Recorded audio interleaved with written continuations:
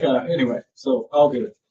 So we start a little late here, but this is where we're at today. We stopped here last time, and so I will get that going. We are at the very, very end of Lamentations, and I guess I wanted to just kind of rehearse a few things that. So if you were just dropped in here today from space and didn't have any clue as to what was going on, give it a little context. The writer, which we believe is Jeremiah, he writes these 5 chapters. We believe they were probably not all written in one setting, but maybe he writes a bit and then comes back to it, writes a bit and comes back to it. Just because the tone and the tenor of the chapters is significantly different for the direction of the chapters. And it's like, the closer you are to a traumatic event, the worse it looks. And he gets a little bit of perspective by chapter 3, and he starts to say, well, okay, there is still God who rules and reigns, and it's going to be okay. But then he kind of starts to divert back to, is God really in control of the planet, or is this all poppycock? That's kind of where he's at this point. He's moving in that direction anyway.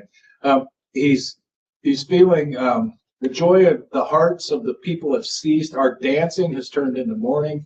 The crown has fallen from our head. Woe to us, for we all have sinned. And all of this is just kind of moving in the direction of, God, you've allowed all this to happen. They were taken over in 587 by the Babylonians, and the Babylonians trounced the temple, destroyed everything that had meaning to the people of Israel, and now they feel abandoned. They feel like God is not with them. I don't know if you've ever felt that way, but I have felt that way at times, where it's like, God, where are you in this? Have you abandoned us? And my whole world didn't come falling down the same way that theirs does, but we get into this kind of up in our heads where we think, well, is God even here?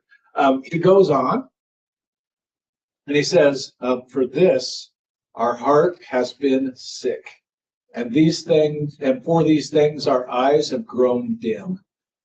If your heart's sick and your eyes are dim, especially just this idea of your eyes being dim, there's darkness, right?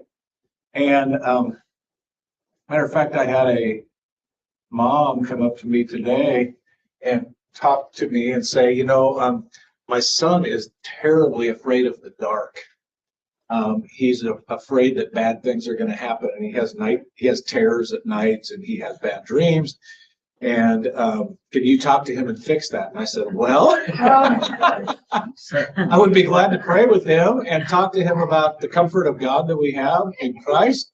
I don't know that that's going to fix it, but it could help. It's not going to hurt. I know that. How about a nightlight? Yeah, a nightlight is not a bad idea, too. So anyway, we're going to have some conversation. I sleep with a nightlight.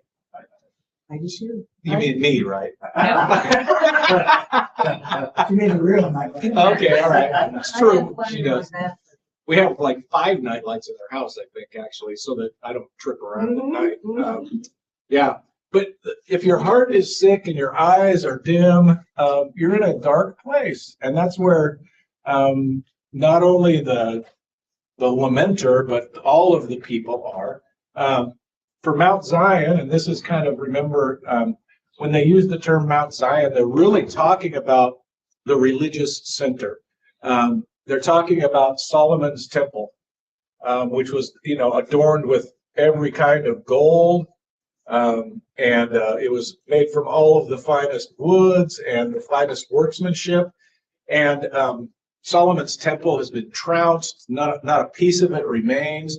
All the good stuff they've hauled off, and it lies desolate.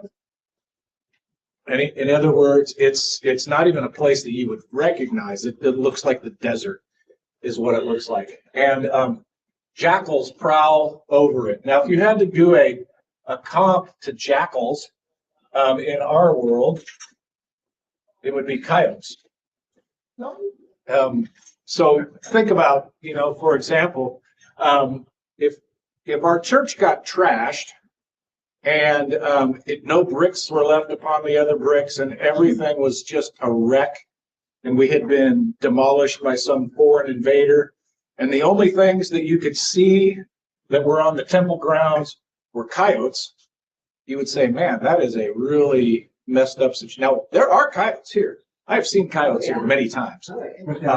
Yeah, down in the creek. And yeah, I have one in my yard. yeah, they're everywhere. There's a whole, yeah, Tommy. They were here a long time before we were. Yes, they were. You know what's interesting about coyotes? I haven't read this book, but I got a friend who's tried to get me to read this book. I think it's called Coyotes America. And in that book, it talks about coyotes used to pretty much be just west of the Mississippi, which is an interesting thing. But as people have come, we've made it more, we have out more trash, we have more kittens for them to eat, all of those things. And so they've kind of, now they're everywhere. As a matter of fact, you can't find a major city in the United States that doesn't have coyotes inside the city limits, including New York City and the subways and Central Park and all of that. Coyotes are the most adaptive predator that we have. And in most cities, they're the largest predator that you have. Some cities will have, like in Denver, where I grew up, there were mountain lion sightings on occasion, so that would be more of an apex predator. As a matter of fact, my parents, remember this? Bear. My parents had a bear in their backyard. Yeah, they lived, yeah, it was kind of crazy. And It wasn't in their backyard proper. It was like on the other side of their fence, right next to the it was road. up in their tree. That's scary. And the helicopter from the news was flying over their house, and there's a picture of their backyard with a bear in the tree. So, but I don't know why I'm going there, but in Arlington, I would guess that coyotes would be the apex predator that would be, within the city limits. I don't think there's any wild stuff like They're that. breeding coyotes with German Shepherds. We had one, Really? smartest dog we ever had. Okay. Amazing. Yeah. We didn't know it. We got it from a pet store, and we were camping, and our camping neighbors came over to ask us how long we had our coyote shepherd. They bred them, and they had a whole album of pictures of our dog. We're like, Kind of creepy. amazing. Yeah. I did not know that. Yeah. But they are smart. They're very adaptive. They're very smart. Yeah. I just saw a video this week. They showed a bear opening a car door and getting in the car. Where'd he I go? wonder if it's AI. I don't believe all these things I see sometimes on the internet or on TV. It's like, I don't know about that. Sometimes you can tell it's AI. Sometimes you can't. It may be AI. It might be real. I mean, bears are smart too. Where'd he go? We had where do you drive? Where do you drive to? Burger King? We went camping in southern Colorado one time, and we left our cooler out on the front porch, and the bear came in the night and got it. And we the next morning I got up with my nephew and my son. They were probably 7 at the time, 8. But we went out with our Daniel Boone coon skin caps on and tracked the bear for about a quarter mile. And then I was like, what do we do if we find it? Maybe we should turn around. But it was cool tracking the bear. But anyway, why are we talking about this? Okay, yeah. Jackals. Yeah, the jackals were the coyotes of their, and basically, if the jackals have overrun the site of the most precious religious symbol in Israel, things aren't in a good way, right? Things aren't in a good way. And that's what he's saying here. We are in such bad place. Everything seems dark. Our eyes have grown dim. Our hearts are sick. We don't have any passion. We don't have any energy. We don't have any drive.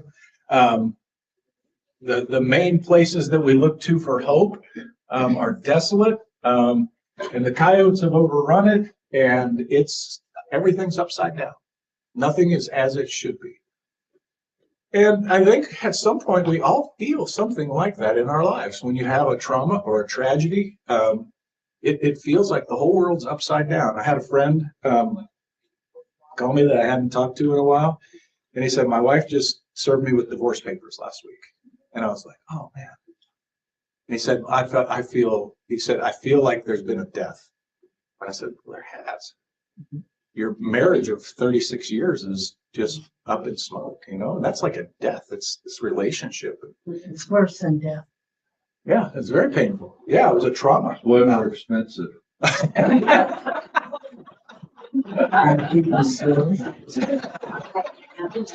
right, how about that? But yeah, it's so, you know, trauma does these things to us. It puts us in a place where everything feels off, and it takes a while to regain your footing, right? That's what happens when you have a death, or you have a trauma, you have a divorce, you have a child die. You know, I think people have said it's probably the worst experience you can ever have to have a child die. I haven't had that experience, so I don't know. My But mom lost a son 50 years ago and she still cries like it happened yesterday. Mhm. It's just not the typical order that it's supposed to go. in. Right, And right. so you kind of get in your mind It's just, that, right. It that throws everything off. Yeah. older ones are gonna go Yeah. sooner and that you'll keep living, and then when it happens to them, it's unexpected. Yep. So everything's topsy-turvy, and that's what the lamentor here, that's what Jeremiah is saying. It's all messed up. It's not the way it should be. Instead of light, there's darkness. Instead of this place of comfort and worship, and where we kind of get ourselves centered, there's nothing there. It's a void, and so it's desolate. So, oops. Hey, Kim, I'm gonna grab the. Sorry. No problem. I can't get Let's have it. a coffee fit. Yeah, I'll go for it. Yep.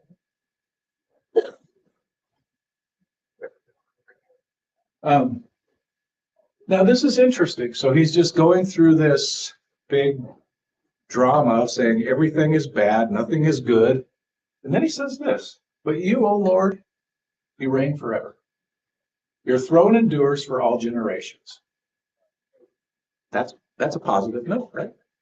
But then he goes right back and he says, why do you forget us forever? You're on your throne forever, but you forget us forever. Why do you forsake us for so many days? Why have you been gone, God? Where are you? And so he's kind of going between this sense of a certain hope and is this real? You know, kind of back to the oy vey of the early, you know, the very first word that we hear in the book of Lamentations is how God, how did this happen? How can this be? What's going on here? And so this is kind of what he's saying here. How can this be? What is going on here? How can you forget us forever? All this stuff is going on. I acknowledge that you do reign forever and your throne endures for all generations. And yet, where are you in this? And most the commentators, the two commentators that I looked at, both said the same thing. They said, this book does not come to a resolve. This book leaves us in real life. And this tension point between, I know you've got this, God, and God, are you even there listening to me? Oh, so this is the end? This is the very end. There's one more, two more verses, Oh, okay. but it's they say the same thing as this says. Well, forever in God's time, not our time. Yeah. Many days. Yeah, He will never leave us. No, you're exactly right. So keeping this eternal perspective in mind is kind of where we can take solace. We can say, you know, day in the Lord's life is like 1,000 years, and 1,000 years is like a day. Yeah. Time is different in God's economy, and we can only live in the moment that we have right now. But we're actually called to step out of that moment. We still are in the moment, but we see down the road and say, oh yeah, there's the resurrection coming. It's coming. And so we have that hope that we get back to this, right? But you, O Lord, reign forever. Your throne endures for all generations, not just for the few years that we get to see. You know, if we're lucky, who's I talking to today? Somebody, their 95th birthday this week. Is that anybody in this room? No? I can't remember who it was. Somebody has a 95th birthday. How old are you? I am You 64. can't remember. We went out for a dinner. Mom is gonna be 95 July 3rd. Wow, 1 month. Let's give it up for Jerry. Yeah. That's awesome. Yeah, we went to dinner. Our anniversary was actually Tuesday, but Monday was holiday and our power went out on Monday. And so a limb fell on the power line and we didn't have any power and our air conditioner wasn't working and blah, blah, blah. So why don't we go out on Monday instead of Tuesday? And so we went out and we went to a nice restaurant. We hadn't splurged and gone to a nice restaurant in years. And we went to this really nice restaurant. We went to Capitol Grill. And the waiter said, "How many years have you been married?" I said, 42. She goes, "No, 41. I was like, you're right. Just seems like 42. Yeah. It's all that happiness. That's right. So yeah, I'm good with math, but I'm not always good with remembering. Anyway, but yeah, so they're keeping this, here he's keeping the eternal perspective, here he's living in the moment, right? And that's just real. That's how our minds vacillate that quick. We know that God has this in the big picture, and yet in the moment that we're living, we're like, it seems like he's far away and never going to answer our prayers, and he's forsaken us, and nothing good is ever going to happen. And how could you forget us, God, and all of that? So, Sam, yeah. How many years have passed since they were delivered out of Egypt? Yeah. And then run for 40 years and then landed right here. What's So yeah, the timeline. So that occurred about 1500 AD or BC. Moses was about 1500. This is taking place at 587. So 900 years, 900 plus years since they landed in the land of milk and honey. Yeah. And throughout that time, they had a couple of other minor insurrections where they were overtaken, but not to this degree. So the temple was actually built at about 1000, and here we're at about 580, right? And so the temple that had been the center of their worship for about 400 plus years. So they lived in the tent, as it were, for the first 500-600 years of that time. They had the tabernacle and they had the kind of the wandering temple. And then when David settles in Jerusalem, he wants to build the temple. God says, no, your son Solomon can build the temple. And that was finished in 950-ish. And so from 950 until 580 is kind of the time frame that the temple was the center of their worship. Before that, it was the tabernacle. So it had been about 1,000 years, though, since they came up out of Egypt. And you can develop a lot of pretty deeply ingrained patterns in 1,000 years, can't you? As a matter of fact, if you're an Aggie, they say it only takes twice to make a tradition. That's what they say at A&M. So any second time you do anything, it becomes a tradition. So, but they had a tradition that was 1,000 years deep of worshiping at the tabernacle and then at the temple. And now that's all gone. As a matter of fact, even remember in the tabernacle, what existed? Well, it was the mercy seat. It was the Ark of the Covenant. And that then got placed into Solomon's temple, and now that got hauled off. That got taken away by the Babylonians. And melted down. And melted down and forever. And it's not as Harrison Ford would have us believe, sitting in some place. It actually got melted down for reuse. We don't know that for a fact, but that's what most archaeologists would tell us. So, yeah.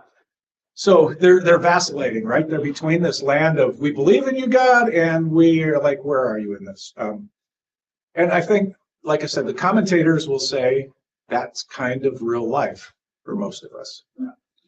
We kind of land in this place where we know God's got this, and yet sometimes we're like, doesn't feel like you got this, God. Doesn't feel like you got this right now. Yeah. Jesus said that on the cross. Yeah, where are you, God? My God, why have you forsaken me? forsaken us. You forsook me, O Lord. And here's the good thing about this, is that God did not reprimand Jesus for saying that. God did not reprimand Jeremiah for saying that. As a matter of fact, he included it in the scriptures. Right. So it's okay for you to say, God, I feel forsaken sometimes. And that's actually really healthy. That's healthy to say, God, where are you? You know, we just got done with a cycle of a grief share class that one of the things that, you know, kind of struck me about this is the people who gained the most, probably, the people who spoke about their journey and kind of got it extroverted, got it out of their system a little bit. Because I think what happens with grief a lot of times is we bottle it up and we say, oh, I don't need to talk about it. But actually what I think happens is as you speak of your journey, there's healing that occurs because you're kind of getting it out of your system in a way, and you're letting other people see it, and you're letting other people come around you and support you. And that's part of what he's doing here is he's speaking it out so it gets out of his system, right? That's a healthy thing to do. Sometimes it helps too much. Say more. Yes, it heals. Yeah. But you're facing things that you didn't want to speak. And Sure. it's very healing. And now you got to deal with this stuff that you've had compartmentalized. Yeah, Yeah. that's truth. So it's too healing. Yeah, I see what you're saying. Yeah. It opens up some scabs. Yeah, that you've just assumed said, I've got this under control over here, and now all of a sudden I've talked about it and it's back out in the open and I have to deal with it again. Yeah. That's it. Yep. I think that's wise to say. Yeah. Other thoughts before we go to the very last two verses of this amazing book?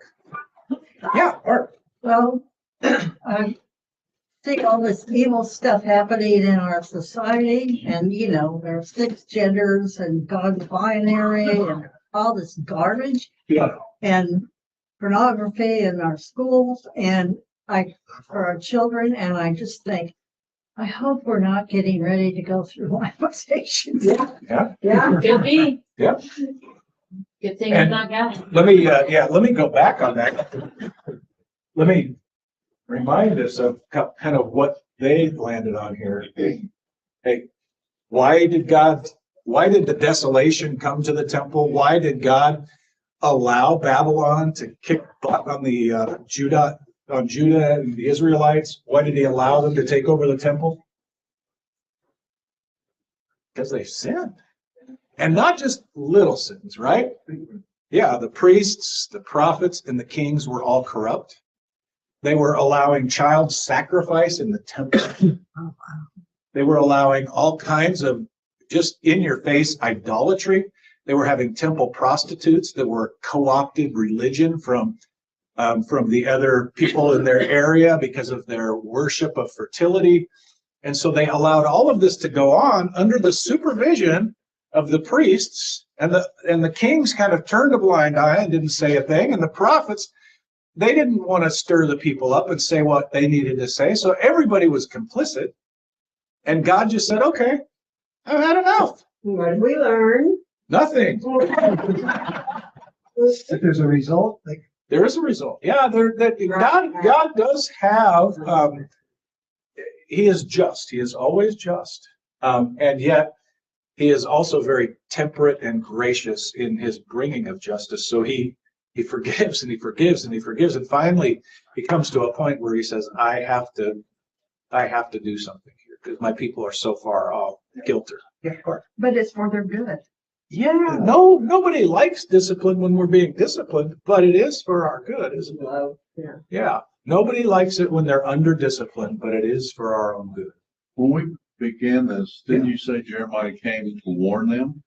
Yeah, Jeremiah was well, there were a couple other prophets in his day, but yeah, Jeremiah was speaking against all of this activity that was going on. And so he's the one who's also writing this. So he writes the book of Jeremiah, and then the very next book is Lamentations, right? So Jeremiah's story continues into the book of Lamentations. And he had been full of warning to Israel to say, turn or burn, repent, people. What you're doing here is not pleasing unto the Lord. What you're doing here is sinful. Woe to us. Get this turned around, repent. And they didn't. And so God allowed this. God not only allowed this, God sent the Babylonians. So that's a hard thing for us to get our heads around, is that God would send an enemy of his people to overwhelm his people so that God's people would turn back to him. It's hard to get your head around. So when is the Tower of Babel? The Tower of Babel is way earlier. It's back in Genesis chapter 11 or 9. I can't remember off the top of my head, but it's early in Genesis, so it's thousands of years before this. But there are at least 3 iterations of Babylon. So I'm not going to pull up a map, but yeah, Babylon is in that Fertile Crescent area, where today it would be, is it Iraq or Iran? Yeah. Yeah, in Persia. Yeah, it's in Iraq, and so anyway, it's the remnants of Babylon are still there, but there's at least 3 iterations of Babylon. And you guys probably remember, like, one of the 7 wonders of the world was the Hanging Gardens of Babylon, cultured city. It actually wasn't all evil. It had some amazing beauty in it, and but it was off base. It was off kilter. They didn't have, as I tried to say this morning in the sermon, it didn't have ordered priorities. You know, it had some misordered lives and misordered gods that they were following. So yeah. Okay, get back to this very last verse here. Okay, yeah. So again, he goes back to kind of what we just saw. Restore us to yourself, O Lord, that we may be restored. Renew our days as of old, unless you have utterly rejected us and you remain exceedingly angry with us. Again, he's talking out of both sides of his mouth here in a way, but it's not. He's not trying to be duplicitous. He's just saying, these are the feelings that I'm having. He's emoting his feelings. And his feelings are, God, without you, there is no restoration. And hey, can we go back to the glory of Solomon's temple? Could you do that, God? And then, unless you have utterly rejected us and remain exceedingly angry with us. This is the final word. So, you know how most in English literature, there's always there's a conclusion at the end, and you feel a sense of closure. In Hebrew literature, that's mostly not true. A lot of Hebrew literature will leave you. This is like a cliffhanger. Yeah. Way back. Yeah. Yeah. Way back. Yes. Yeah. Where are you, God? How can this be, God? Way back. Yeah. Well, it sounds like to me he's saying your will be done. Yeah. Yeah. That's a good way to say it. Yeah. Whether it's good or bad for us, may your will be done. Yeah. Yeah. Right. I don't think he likes this idea, No. unless you are utterly rejecting us. That doesn't sound like fun. But yeah, but he acknowledges this. He says, you have a right to be angry with us. We have been so far from you. You guys, I know some of you have been on this journey, and I don't like to bring all this back up, but there was a lot even going on here while they are under this destruction. We talked 2 or 3 weeks ago about the fact that the mothers were so starved that they were eating their children's bodies who had died. Oh.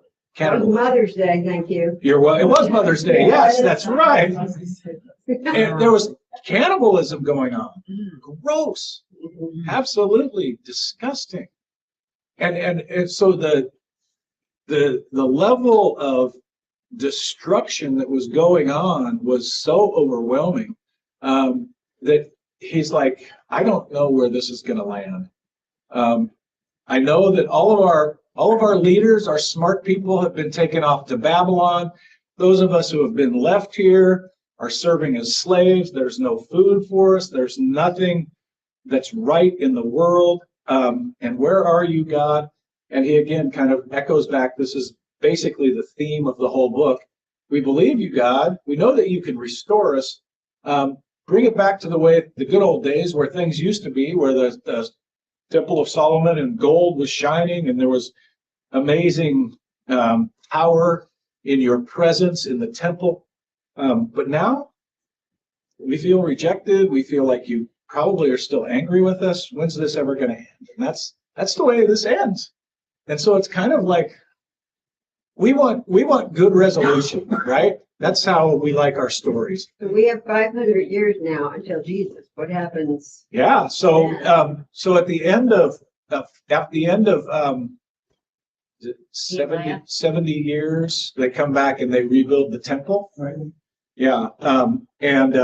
Then at that time, the king of Babylon actually gives them free passage, and he gives them documents that say, don't mess with these guys. They are my ambassadors. And he's kind of the big wig in town. And he sends them back with all kinds of money, and they go and rebuild. It's not Nebuchadnezzar at that point. I can't think of which king it is. I'll have to look that up. But it's the Babylonian king who's in power at that time. Is it? Yeah, that's right. Yeah. Artaxerxes? I think it's Artaxerxes is his name. Yeah. All right. I think I just talk it through. Artaxerxes. Artaxerxes sends them back. So it's in the year 517.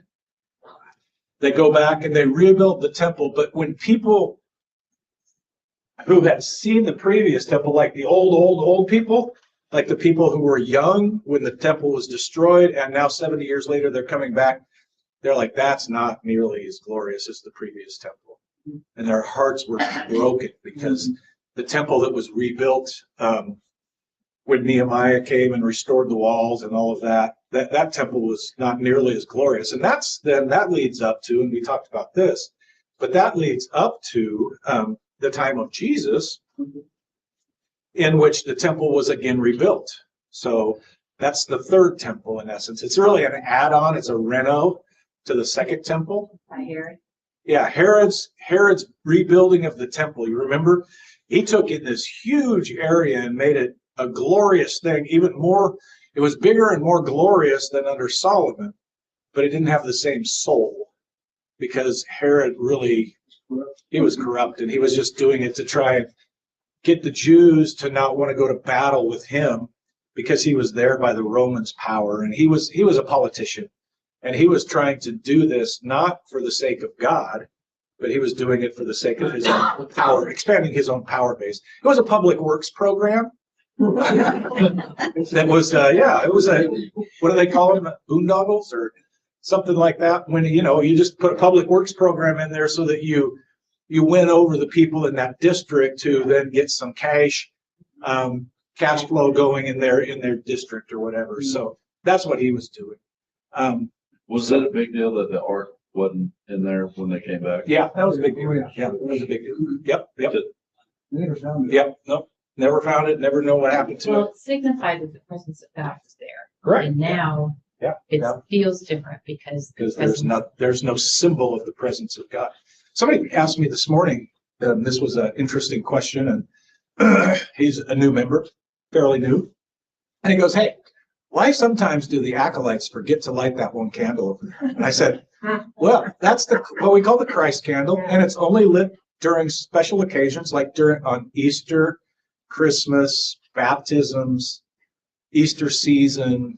I said it's a special candle, it's called the Christ candle, and he's like, oh, okay, thank you. Good. Keep asking. Yeah, but yeah, exactly. I was like, thank you for asking that question. I'd rather have people ask questions than just kind of go, well, the dumb acolyte keeps forgetting to light that one candle over there. Or what's the deal with the colors? People ask me that sometimes. And those are always good conversations. Get on the altar deal. Yeah, well, very good. Pastor, Yes. when they built that second temple, Yeah. and they were said that it was not like, but yet I feel like they were joyful in a way because they were getting to rebuild it. No doubt. Yeah. There was some energy, some excitement, some joy that came from that. But ultimately they kind of knew it wasn't the same. It's not like the good old days, right? Right. It wasn't glorious like Yeah. And that's where the Sadducees came from? Then? Eventually, yeah. So Yeah. I would say Pharisees and the Sadducees would have come. So up until this point at 587, temple worship was kind of like you had kind of an elite group of leaders that were the temple priests and whatnot. When they went into dispersia, they got dispersed. What started to happen was worship in homes or worship in synagogues. It was a smaller setting. It was kind of like the early Christian church. They oftentimes would worship in their homes. They didn't have, because they were an offshoot of Judaism, they didn't even have the synagogues to go to. They would start there, but then a lot of times they'd get run out of the synagogues because you guys aren't really teaching what we believe here. And so they would make the early Christians go into their homes, and churches didn't really start to rise up until around 300 when it became legal to become a Christian. Because up until that point, yeah, AD, yeah, until after, where's my brain? What's his name? Constantinople. Constantine was the emperor, and he made Christianity legal. And so because up until that point, the Caesar was God. Right. And you had to express your allegiance to Caesar, and if you didn't, off with your head, right? And so Constantine said, "No, that's stupid. I am not God." He was the Caesar. He said, "I am not God. That guy over there, that Jesus guy, he's God." And so he made the church legal, and so then kind of this Catholic thing started to happen in conjunction with the Eastern Orthodox Church, and there was, all of that structure started to come into place. Sadducees don't like that. The Sadducees were kind of on the outs by that time, yeah. And the Pharisees too. They were still in synagogues. But I want to do this one thing here quick. I'm going to hold you guys 2 minutes over time, if that's okay. I like these Bible Project videos. Oh, yeah. And we watched this at the start. But I want to show it again because I think in retrospect it'll make more sense. Oh, So here we go. If I can make it work. The Book of Lamentations. It's a unique book in the Old Testament that contains 5 poems from an anonymous author who survived and is now reflecting back on the Babylonian siege of Jerusalem and the destruction and the exile that followed. Remember the whole story from the book of 2 Kings. The fall of Jerusalem and the exile was the most horrendous catastrophe in Israel's history up to this point. So remember, God had promised Abraham the land. He'd given David victory to make Jerusalem Israel's capital. And from David came the royal line of kings. You had God's presence there in the temple, and that's where the priests maintained the rituals of Israel's worship. And after 500 years of all of this history, in the summer of 587 BC, the city fell to Babylon. It was all decimated and gone. And so the Book of Lamentations is a memorial to the pain and confusion of the Israelites that followed this destruction.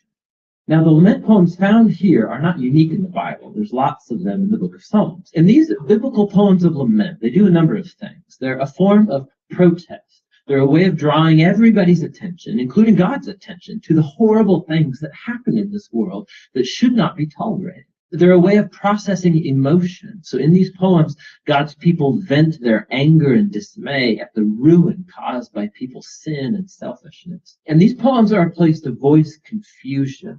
Suffering makes us ask questions about God's character and promises, and none of this is looked down on in the Bible. Just the opposite. These poems of lament give a sacred dignity to human suffering.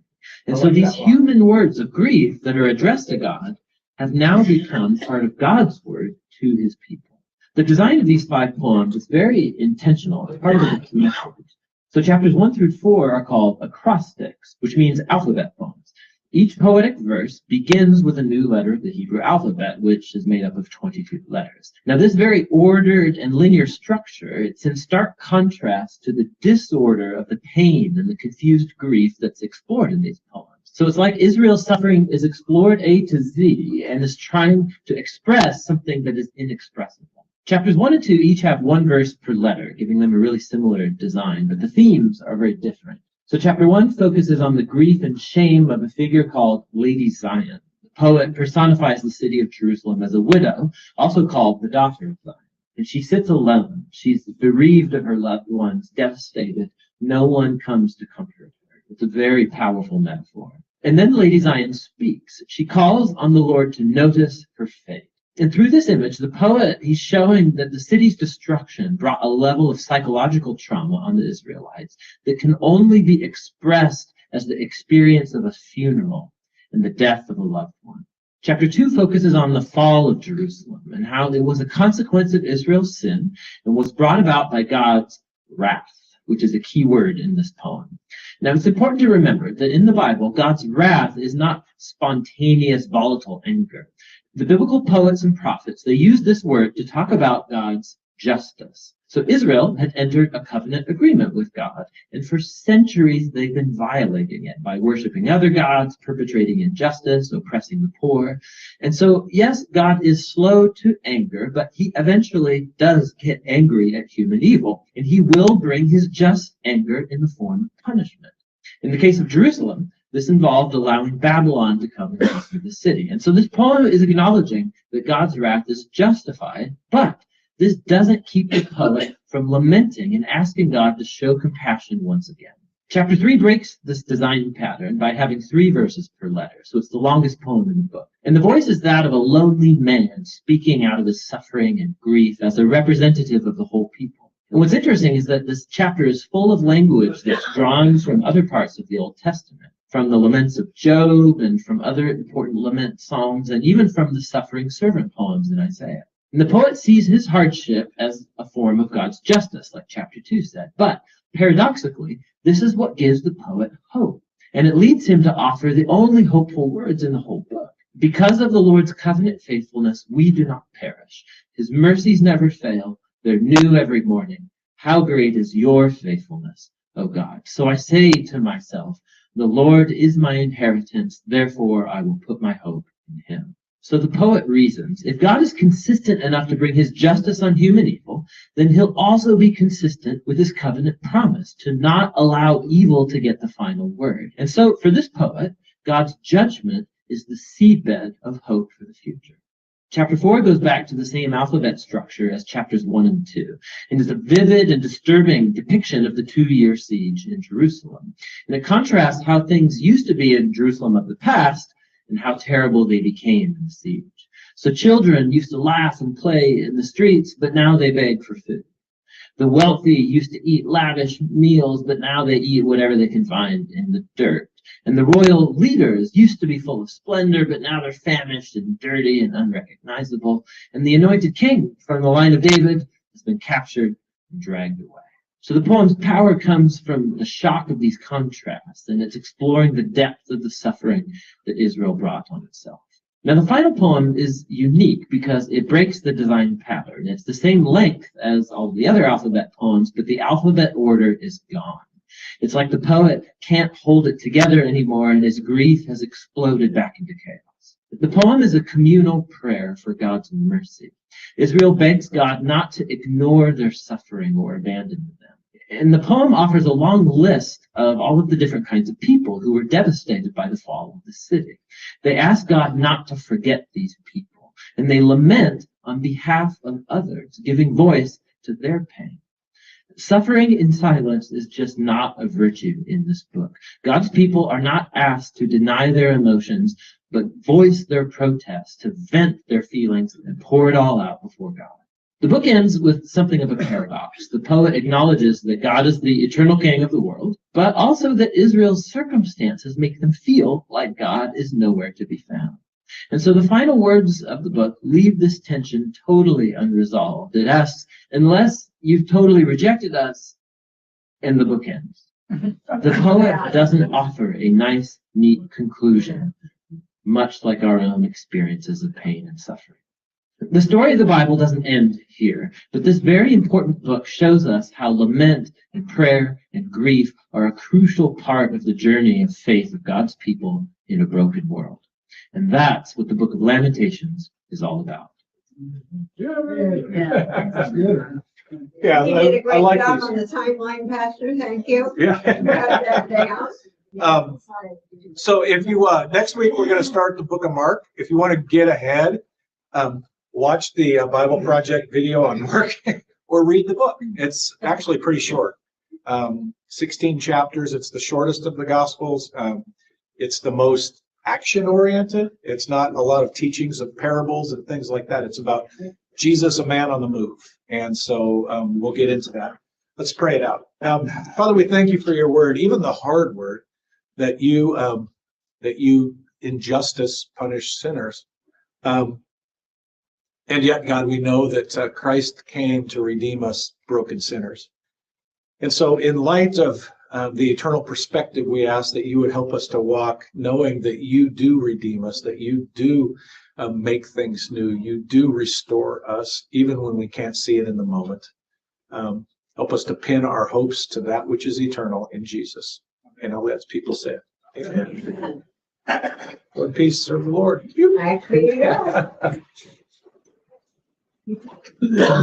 Yes, she is. Lamentations. It's a unique book in the Old Testament that contains 5 poems from an anonymous author who survived.